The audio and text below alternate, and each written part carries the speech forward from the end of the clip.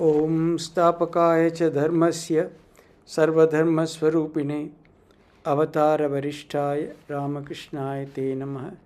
जननीं शारदां देवीं रामकृष्णं जगद्गुरुं पादपद्मे तयोश्रित्वा प्रणमामि मुहुर्मुहुः। नमश्री यतिराजाय विवेकानन्दसूरये सच्चित्सुखस्वरूपाय स्वामिने तापहारिणे। 29 অক্টোবর 1929 বেলুর মাঠে বিকালবেলা প্রায় 5টা বাজিয়েছে। আমরা মহাপুরুষ মহারাজ শিবানন্দ বাণীর পাঠ আর আলোচনায় এগিয়ে নিয়ে যাচ্ছি। মহাপুরুষ মহারাজ নিজের ঘরে বসে আছেন। শরীর ভালো নয়, কয়েকদিন ধরিয়া সর্দি হাঁপানি এবং মাঝে অল্প অল্প জ্বর হইতেছিল। বেশি কথা বলতে কষ্ট হয়, কিন্তু লোকের ব্যাকুলতা ও দুঃখ কষ্টের কথায় তার প্রাণ কাঁদিয়ে ওঠে। এ তো মাকে সবাই কেউ জিজ্ঞেস করলো, আপনি এই বয়সে অত করছেন, আমরা কি রসগোল্লা খেতে এসেছি? মা বলতেন আর কি, অপরের জন্যে করা।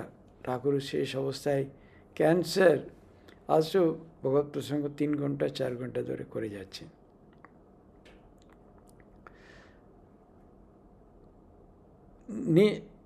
আর তখন আর স্থির থাকিতে পারেন না।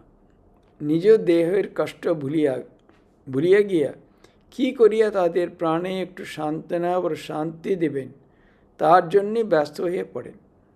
একজন অবসরপ্রাপ্ত জজ আসিয়াছেন, সঙ্গে স্ত্রী, পুত্র ও একটি বিধবা কন্যা। প্রণাম করিয়া সকলে জানাইলে মহারাজ খুব সস্নেহে তাহাদিকে বসিতে বললেন। একখানা মধুর পাতা হচ্ছিল, তাহারা তাহাতে উপবেশন করিলেন। সামান্য একটু কথাবার্তার পর ভদ্রলোকটি নিজ কন্যাকে দেখাইয়া বললেন, এটি আমার মেয়ে। সম্প্রতি এর স্বামী মারা গেছে, খুব শোক পেয়েছে, এখনও শোক সামলাতে পারেনি, তাই আপনার কাছে নিয়ে এসেছি। এই কথা শুনিয়া মহাপুরুষ আহা আহা বলিতে লাগিলেন এবং খানিকক্ষণ গম্ভীরভাবে তাকিয়া আস্তে আস্তে বলিলেন, সংসারের ধারাই এই মা। শোক, তাপ, দুঃখ, কষ্ট, জ্বালা, যন্ত্রণা, এই নিয়ে সংসার। প্রকৃত সুখ শান্তি সংসারে অতি বিরল, আর এই যে জন্ম মৃত্যুর প্রবাহ, তা কেউ রোধ করতে পারে না। এতে মানুষের কোনো হাত নেই। ভগবানই এ জগতের সৃষ্টি, স্থিতি, প্রলয়কর্তা, আর তারই ইচ্ছায় জীব এ সংসারে জন্মগ্রহণ করে থাকে। তিনি যতদিন রাখবার ততদিন রাখেন, আবার যখনই ইচ্ছা নিয়ে যান। এই জ্ঞানটি পাকা করতে হবে যে জন্ম, স্থিতি ও মৃত্যু কর্তা একমাত্র ভগবান। এরকম এত শোক পেয়ে এসছে, মহারাজ একটু গম্ভীর হয়ে গেলেন। তারপরে বলছেন, এই জগতে ভগবানের সৃষ্টি প্রলয় সব উনি নিজেই দেখাশোনা করেন, উনি সব কিছুর কর্তা। কাজে কত লোক, আমরা কত আমাদের অহংকার, কত দাম্ভিকতা, আমি আমি আমি করে মরি। কত বড় লোক বাস এক মুহূর্তের মধ্যে চলে গেল, অহংকার কত সব চুরমার।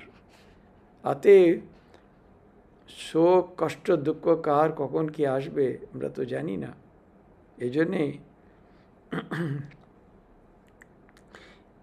তিনি জীবকে এ সংসারে পিতা, মাতা, স্ত্রী, পুত্র, বন্ধু, বান্ধব রূপে পাঠান, আর যতদিন ইচ্ছা জীবকে কোনো না কোনো সম্বন্ধে জড়িত করে রেখে দেন, আবার যখনই ইচ্ছা তখনই নিয়ে যান। এই তো সত্যি কথা। তো না, কে কার বাবা, কে কার মা, কে কার ছেলে, কে কার মেয়ে, কীভাবে সম্পর্ক হয়, কীভাবে জন্ম হয়, কোটি কোটির একটা চান্স, তাই না? এগুলো তো নিশ্চয়ই অন্য কিছু না মানলে কোনো ব্যাখ্যাই নেই। কে কার সন্তান হয়ে জন্মবে, এটা কোনো আছে কেউ বলতে পারে? কোটিতে একটা হয়তো চান্স, কোটি কোটিতে। যতক্ষণ মানুষের এই জ্ঞানটা পাখা না হবে, ধারণা না হবে, ততদিনই তাকে শোক সন্তপ্ত হতে হবে। সব তার উপরে ছেড়ে দিলে ভালো মন্দ সব বিচার তার। যখন একটা জায়গায় একটা অবস্থায় ভগবান রেখেছেন, ওই অবস্থাকে মেনে জীবনের এতে চলা। যদি বদলে যায় বদলে যাবে, উনি যখন নিয়ে যান, উনি দিয়েছেন, উনি নিয়ে গেলেন। আমার করার কিছুই নেই, তারই দেওয়া, তারই কাছে চলে গেল। এভাবে যদি ধরুন চিন্তা করুন, আমরা ভাবতেও পারি কত কত মানুষের এই হবে, উপকার হবে না। কেউ আসলো গেল, জন্ম হলো, মৃত্যু হলো, ভগবান দিয়েছেন, ভগবান নিয়েছেন, তার কোনো কারণ ছিল নিয়ে যাওয়ার জন্য। এরকম যদি ভাবি কত সুন্দর হবে দেখুন। তাই বলছেন, যতক্ষণ মানুষের এই জ্ঞানটা পাকা না হবে, ধারণা না হবে, ততদিনই তাকে শোকসন্তপ্ত হতে হবে। কিন্তু এই জ্ঞান, এই ধারণা পাকা হলে, দৃঢ় হলে আর শোক তাপ হয় না, দুঃখ করবার কিছুই থাকে না, তাই না? ভগবানের কাছে চলে গেল, আমার কিছু বলার নেই। তবে এইটুকু দেখতে হবে যে ভগবান যাদের আমাদের সঙ্গে কোনো সম্বন্ধ করে রেখেছেন, তাদের সেবার কোনো ত্রুটি হয় কি না। যদি না হয় তো তার জন্য দুঃখ করতে হবে।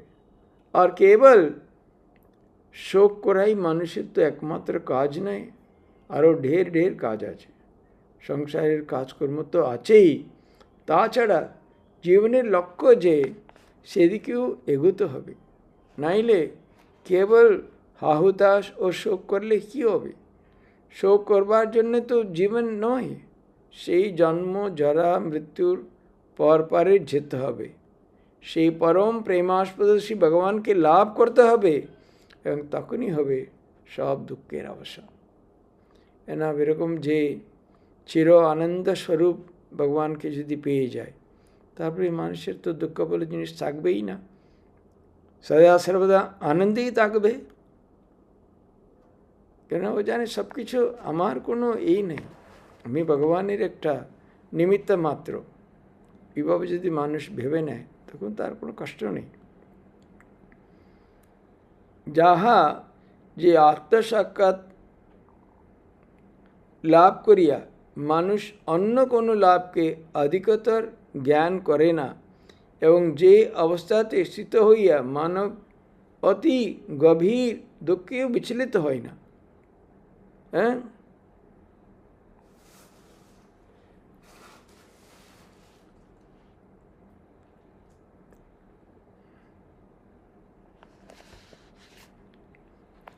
তাই না?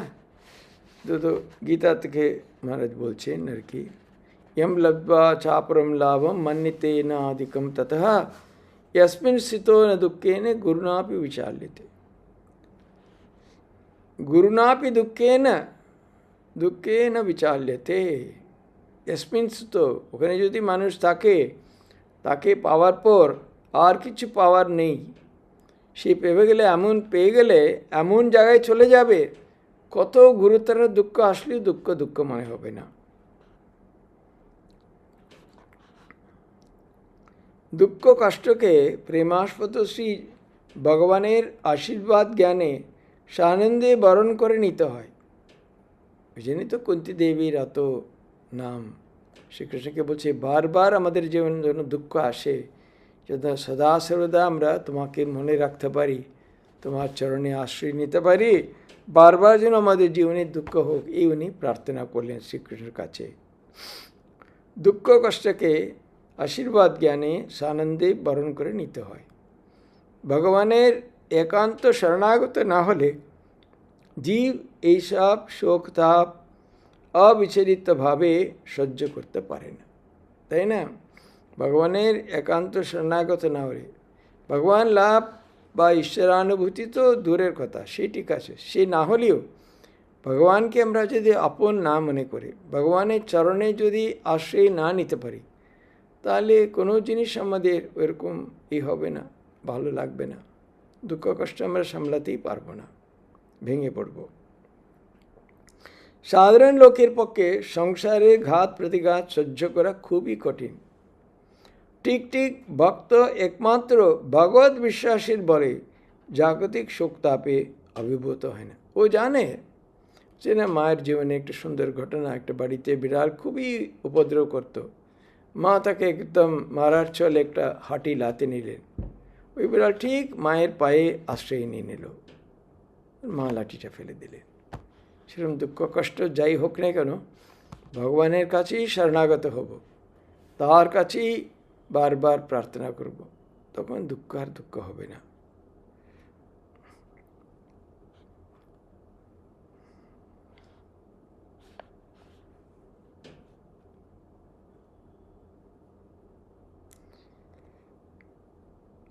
আর মানব জীবনের লক্ষ্য তো তাই, সে শ্রদ্ধা ভক্তি শুদ্ধ প্রেম লাভ করা, ভূমানন্দের অধিকারী হওয়া, ভগবানের দিকে এগিয়ে যাওয়া। মা যতই তার দিকে এগোবে ততই শান্তি।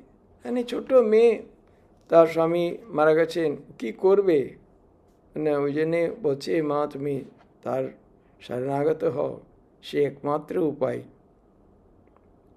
অনিত্য সংসার, এই সংসারে কোনো কিছুতেই শান্তি নেই, ভগবানের শ্রীচরণে একমাত্র শান্তিধাম। আর 1 নভেম্বর 2929 পূর্বরাত্রে মঠে খুব সমারোহের সহিত কালী পূজা হয়ে গেছে। সারা রাত্রি পূজা পাঠ ভজন কীর্তন সমগ্র মঠ মুখরিত ছিল। কলিকাতা হইতেও অনেক সাধু ও ভক্ত মঠে পূজার আনন্দোৎসবে যোগদান করিয়াছিলেন। রাত্রি 9:30টায় মায়ের পূজা আরম্ভ হয় এবং শেষ হয়েছিল ভোর 6:45টায়। পূজান্তে ওই হোমাগ্নিতে সপ্তর্ষি হোমও করা হয়। সমস্ত রাত্রি মহাপুরুষজি ও পূজার আনন্দে ভরপুর ছিলেন। রাত্রে বহুবার সেবকদের পাঠাইয়া পূজার সব খবর নিয়েছিলেন। কালী কীর্তনের সময় তিনিও সঙ্গে সঙ্গে গাইয়াছিলেন। যখন গয়া গঙ্গা প্রবাসাদি কাশী কাঞ্চি কেবা চাই, কালী কালী কালী বলে অজপা যদি ফুরায় ইত্যাদি গানটি গাওয়া হইতেছিল, তখন তিনি বললেন, আহা, এই গানটি ঠাকুর খুব গাইতেন। তিনিও সমস্ত গানটি সঙ্গে সঙ্গে গাইলেন। শুনেছি মহাবৈষ্ণব খুব সুন্দর তার গলা ছিল, গান ভালো গাইতে পারতেন। এরকম সকালবেলা মহাপুরুষজি নিজের প্রকোষ্ঠে বসিয়া আছেন। সাধু ও ভক্তগণ একে একে তাকে প্রণাম করিবার জন্যে তাহার ঘরে সমবেত হইলেন। গত রাত্রির পূজার আনন্দে তখনও তিনি মাথুয়ারা।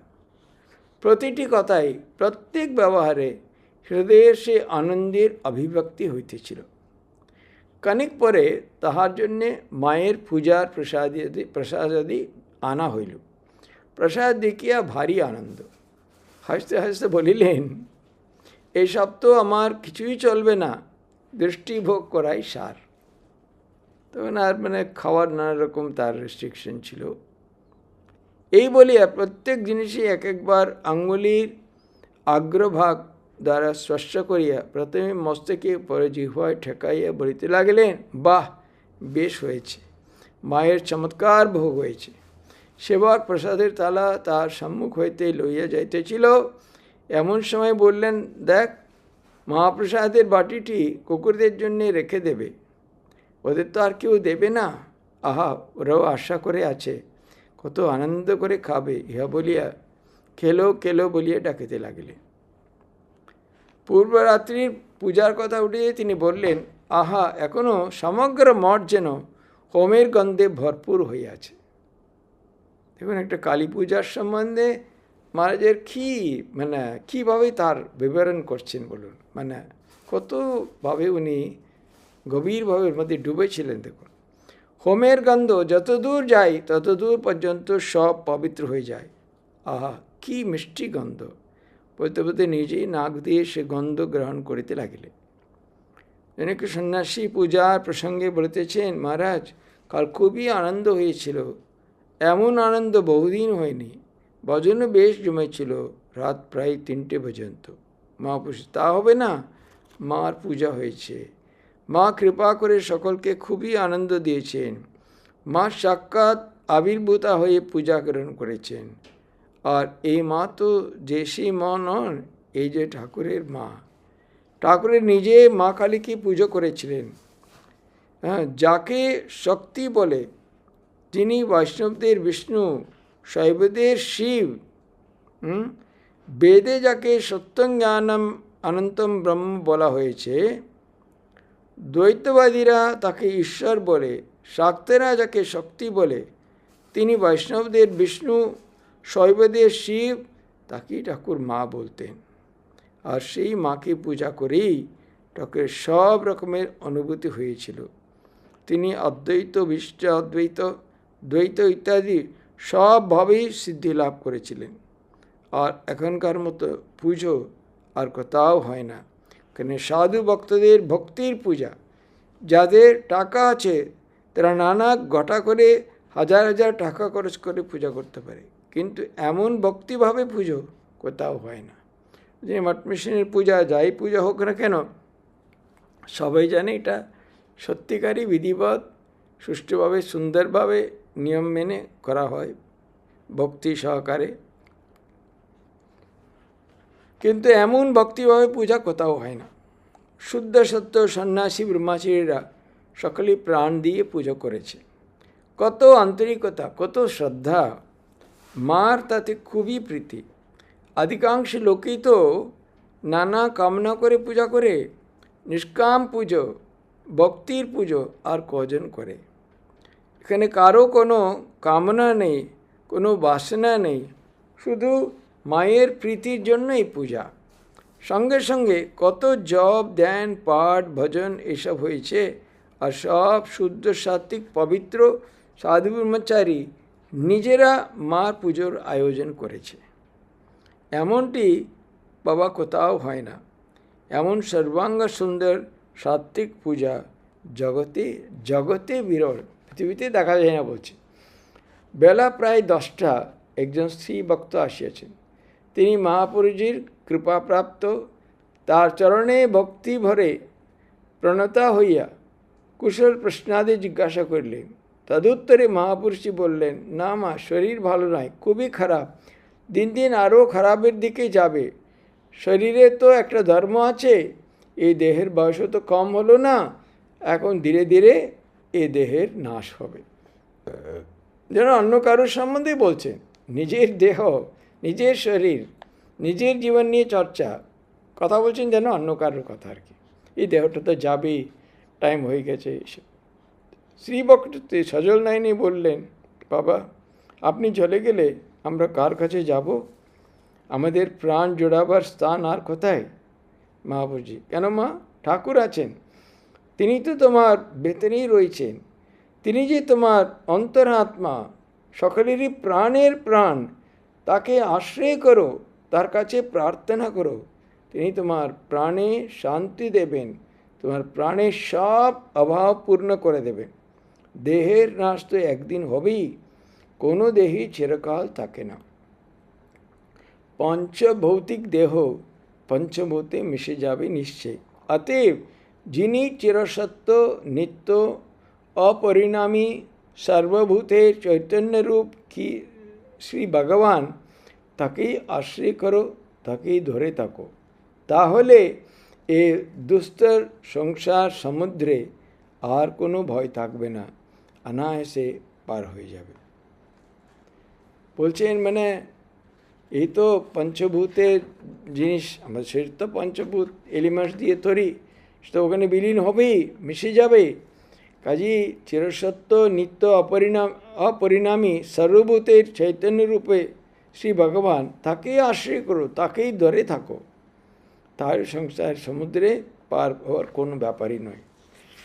তে মহারাজ পরিষ্কার বলছেন, এরকম আমি করে এই শরীরটা নিয়ে এ করলে হবে না। মানে ছোটো কথা, ভূতেশানজি শেষের দিকে তো খুব অসুস্থ হয়ে গেছেন এবং নিজেই জানতেন আর বেশি দিন হয়তো থাকবে না। তো ভক্তরা রোজই, যতদিন উনি খুব ভালো ছিলেন, কাকুর কাছ থেকে আরম্ভ করে সেটা বেলুর মাটি চলতো, রোজ বিকালে কোনো ভক্তদের নিয়ে প্রসঙ্গ হতো, 100-150 প্রচুর মানে লোক থাকতো। তাছাড়া উনি এত প্রেমিক সাধু ছিলেন, অনেক ভক্তরা এরকম আসতো। শেষের দিকে উনিও বুঝতে পেরেছেন, ওরাও বুঝতে পেরেছে, ওরা একেবারে বিষণ্ণ হয়ে ওনার সামনে বসে থাকতো। মহারাজ বলতেন, এই শরীর চলে গেলেও এই শরীরকে তোমরা ভালোবাসবে না, এর শরীরের মধ্যে যিনি আছেন তাকে ভালোবাসবে। তো তা না, এই শরীর চলে গেলেও তোমরা এখানে আশাটা বন্ধ করবে না। এই যে মন্দিরে বসে আছেন, উনি জীবন্ত, উনি পাথর নন, এটা মহারাজ স্পষ্ট বলতেন। কাজে ঠাকুরের সাথে সম্পর্ক করলে তখন আর মানে এখানে তো যে প্রেসিডেন্ট হোক, বয়স হলে উনি তো যাবেনই, তার পরবর্তী আরেকজন আসবে, কিন্তু সেটার জন্যে ওইভাবে করলে তো হবে না। সেই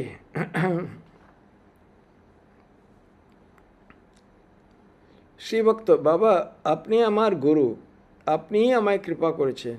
আমাদের মনে কত রকম প্রশ্ন, কত সন্দেহ, কত নৈরাশ্য আসে, সেসব কে মেটাবে? এই তো আপনার চরণ প্রান্তে এসেছে, এখন প্রাণে কত শান্তি, কত আনন্দ, কিন্তু আপনি চলে গেলে যে কী হবে তা ভাবতে প্রাণ কেঁদে ওঠে। মানে উনি তো, এই মহিলাটি সত্যিকারই খুবই মানে ভক্ত আর কি। বলছেন যে আপনার কাছে এসেছি যে আসতেই এমন একটা অনুভব, এটা আমরা কী করে পাবো আপনি না থাকলে? ওদিক তো ভক্তদের দিক দিয়ে ঠিকই, মহারাজ যেটা বলছেন তো সত্যি কথা, কিন্তু ওই অবস্থায় আমরা তো উঠিনি। কাজে এরকম মহাপুরুষ মতন ঠাকুরের সন্তান, কৃপাপ্রাপ্ত, তার সান্নিধ্য লাভ করা, তার কাছে আসাটি কম কথা, সেই তো আলাদা অনুভূতি। নিশ্চয়ই ওনার কথাটাও তো একটা মানে আছে, উনি বলছেন আপনি না থাকলে আমরা কী করব? মহাপুরুষ, দেখো মা, তোমায় তো সব কথা বলে দিয়েছি।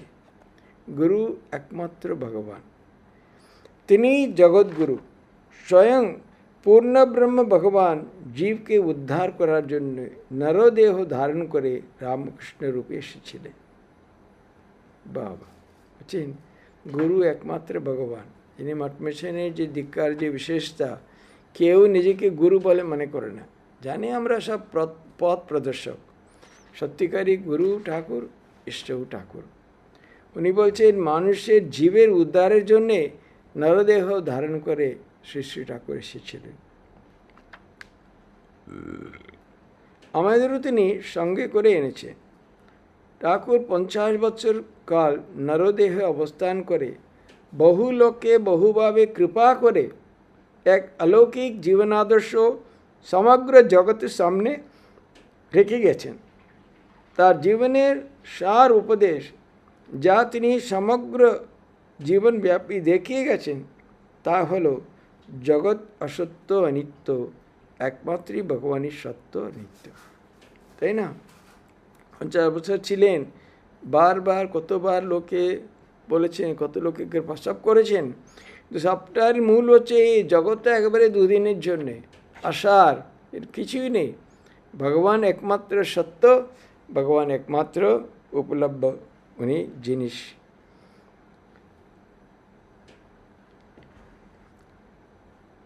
এখন তিনি সূক্ষ্ম দেহে সূক্ষ্মভাবে জগতের হিত সাধন করছে। স্থূল দেহ ছেড়ে চলে দিলেন, তখনই কি সব শেষ? তা নয়, তখন আরও ব্যাপকভাবে উনি সূক্ষ্ম দেহের মানুষকে কৃপা করেন, সাহায্য করেন। ভগবত ভক্তেরা এখনও ব্যাকুল হয়ে ডাকলে তিনি তাদের দর্শন দেন, নানানভাবে কৃপা করেন।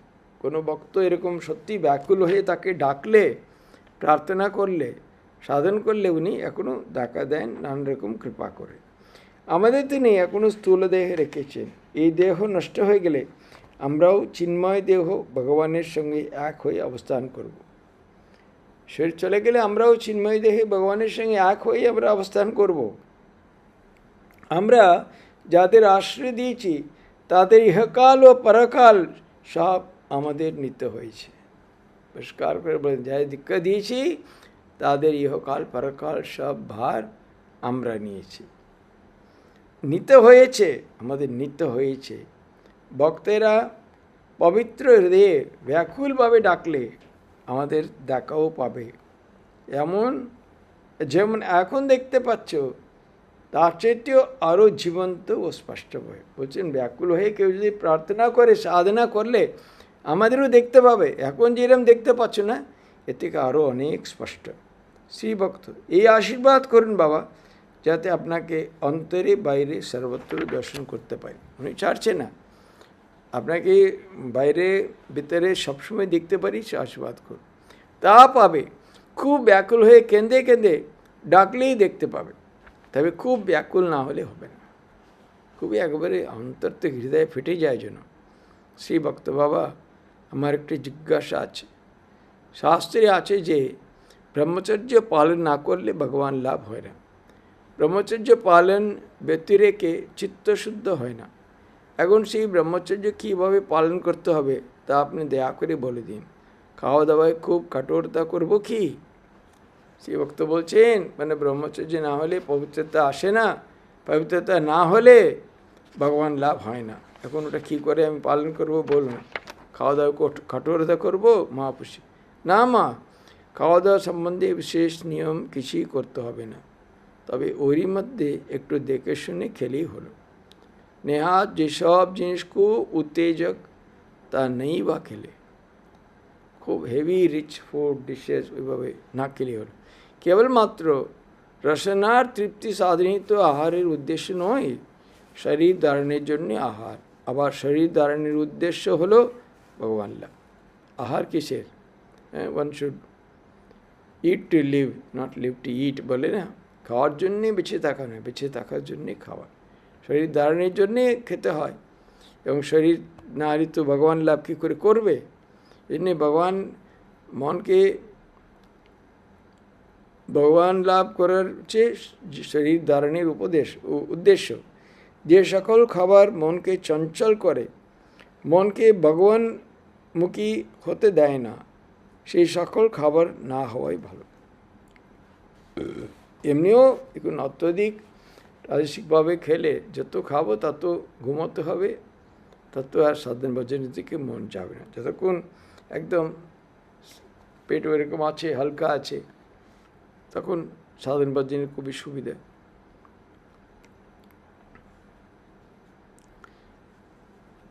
কেবলমাত্র আহারের সংযম করলেই যে ব্রহ্মচর্য পালন করা হয়ে গেল তাও নয়। আসলে ব্রহ্মচর্য হলো ইন্দ্রিয় সংযম, কন্ট্রোল অফ দি সেন্সেস। তা না করতে পারলে ভগবত আনন্দ লাভ করা সুদূর পারাহত। তুচ্ছ রক্তমাংসের তৈরি দেহের আনন্দ না ছাড়তে পারলে সেই ব্রহ্মানন্দ লাভ কি কখনো সম্ভব? ওই ব্রহ্মানন্দ যে অতীন্দ্রিয় জগতের অতীন্দ্রিয় আনন্দ, এই ইন্দ্রিয় সুখ ছাড়তে না পারলে তো হবে না।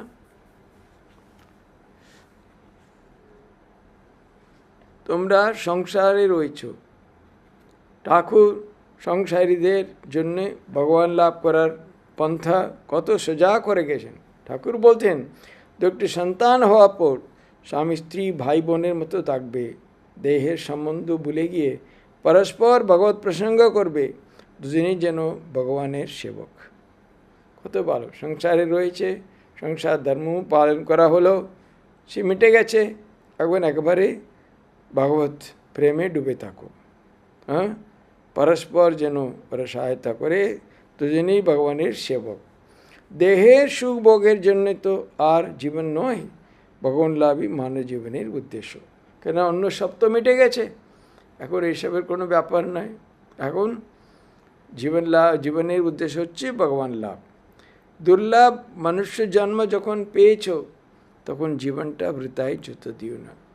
পেয়ে গেছি জীবন, এটা বৃথা যেতে দেবো কেন? যত পারা যায় জীবনের উদ্দেশ্য আমরা উপলব্ধি করার চেষ্টা করব।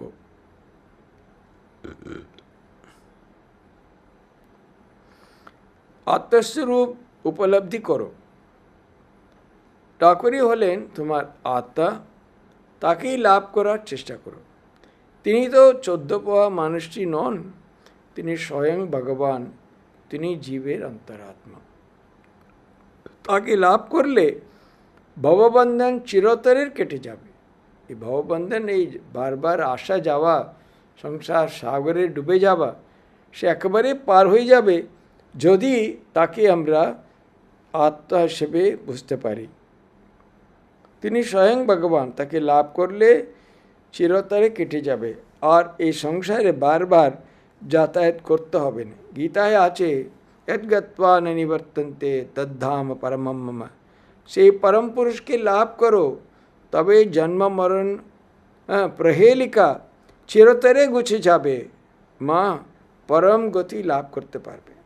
তাকে পেলেই সব বাসনা কামনার নিবৃত্তি হয়, মানুষ পূর্ণ হয়ে যায়, আত্মস্বরূপ হয়ে যায়।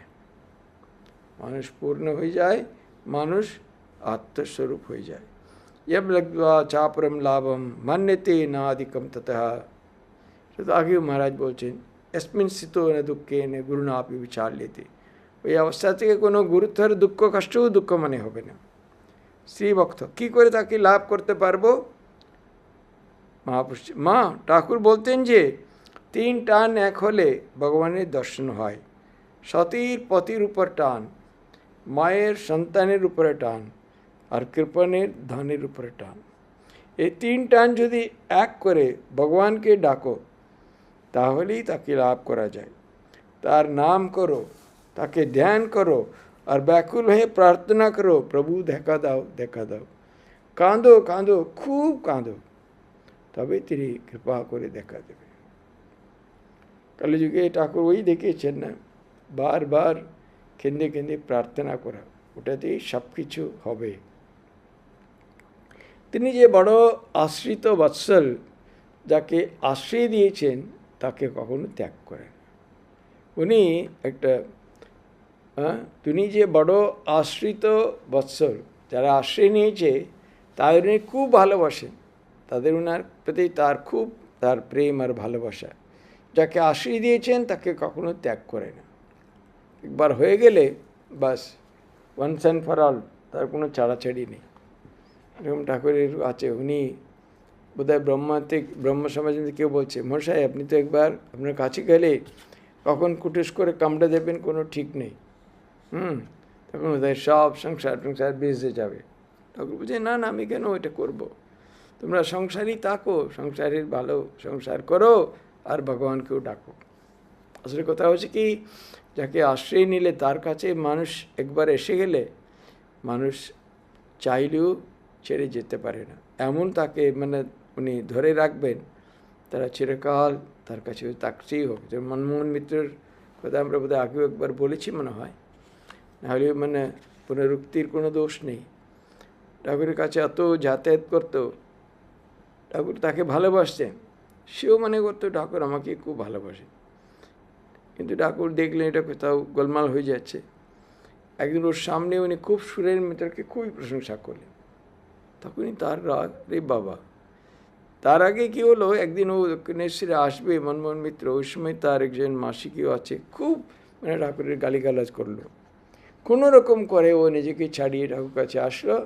ঠাকুর তো সবসময় সাহস্য বোধেন, ওই দেখছি খুব একবারে বিমর্ষ হয়ে বসে আছে। কি হলো মশাই? বলছেন, আমার ভক্ত আমার কাছে আসতে চায়, কিন্তু তার মাসি এমন ওকে করছে, আমার ভয় হয় ওর কথা শুনে ওই জন্য আসা বন্ধ করে দেয়। বলে, আরে বাবা, উনি ত্রিকালে জ্ঞানী, তার ভক্তি বেড়ে গেল। কিন্তু এতক্ষণ সুরেনের প্রশংসা করলো, তার ঈর্ষা, ও বাবা আমি কেউ নয়, সুরেন আপনার বড় ভক্ত, তাহলে আমি আপনাকে আর দেখতে আসবো না, যেন ও এসে কৃপা করছে এরকম। প্রথমে গ্রামে গেল, বলছে কাছাকাছি আসলে ঠাকুর তো কোনো দুধ পাঠাতে থাকেন, যাও ডেকে নিয়ে এসো। এমন দূরে ছিল তারা কেউ আসতে পারছে না। কিন্তু দূরে গেলে কী হবে, একেবারে এ অবধি তো ঠাকুর বলছে না, ঠাকুরের একজন কালী ভক্তকে ধরে নিয়ে গিয়ে ওদের ইসলামের আল্লাহর মন্ত্র জোর করে দিয়ে দিল। বলার চেষ্টা করছে, কিন্তু একেবারেই তখন ওরা মারতে আসে, বলছে আপনি কী করবো, এই অবধি মা কালী রয়েছেন, যতই আল্লাহ আসতে চেষ্টা করছে মা কালী তাকে দাবিয়ে দিচ্ছে। এই জন্য ওই রকম ঠাকুরের কথা তার সবসময় মনে পড়ছে। ঠাকুর কীভাবে গঙ্গাবাড়ি ব্রহ্মবাড়ি বলতে এসব ভেবে ঠিক আছে আজকে গঙ্গা স্নান করেই আসে। গঙ্গায় যে স্নান করতে আসছে, যেই জলে নামলো তখন তার ঠাকুরের দর্শন হয়ে গেল। দর্শন হইতে মূর্ছা হয়ে জলে পড়ে গেল। ওই সময় একটা নৌকা করে ঠাকুর নিরঞ্জনকে নিয়ে আসলেন। নিরঞ্জন তাকে উঠিয়ে নৌকায় রাখলো। চোখ খুলে দেখছে উনি দেখেছিলেন, দর্শন করেছিলেন, সে স্বয়ং উপস্থিত। বললেন, আমি আমার নিজের এই জন্যে এই করলাম, অহংকারের জন্যে করে খুবই অস্ত্র বিসর্জন করলো। ঠাকুর তাকে আবার গ্রহণ করে নিলেন। এই জন্যই তারা বলে, একবার ঠাকুরের কাছে কোনো মতে এসে গেলে তুমি চাইলেও ঠাকুর তোমাকে যেতে দেবেন না। তুমি যতই চেষ্টা করো, উনি একদম আশ্রয় দেবেনই দেবেন। অন্যদেরও এরকম বলা হতো। রাজা মহারাজের একজন শিষ্য যে পরবর্তীকালে পশ্চিম দেশে গিয়ে খুব নাম হয়েছিল তার, স্বামী প্রভবানন্দজি বলে। উনি একবার মহারাজ থাকতে ভাবছেন, ঠিক আছে আমি তো খুবই আজকে আজে বাজে কুচিন্তা সব করবো, কী করেন উনি? যত চেষ্টা করছে কিছুতেই কোনো চিন্তাই আসছে না মাথায়। তারপরে রাজা মহারাজ বললেন, কি পারলে? তো একেবারে লজ্জায় একেবারে হয়ে গেল, মানে তার ভিতরে ও কী করতে চেষ্টা করছে সে পর্যন্ত ওনার একেবারে খুব ভালোভাবে উনি বুঝতে পেরেছে। মানে ঠাকুর সন্তানরা রাজা মহারাজ সাহেবরা তো একেবারে ত্রিকালিক জ্ঞানী ছিলেন, সমস্ত কিছু জানতে পারতেন, মানে এমনভাবে মোল্ড করে নিতেন জীবনটাকে একেবারে সঠিক একটা আধ্যাত্মিক পথে ঠেলে দেওয়ার ওই ধরনের ক্ষমতা ওদের ছিল আর কি।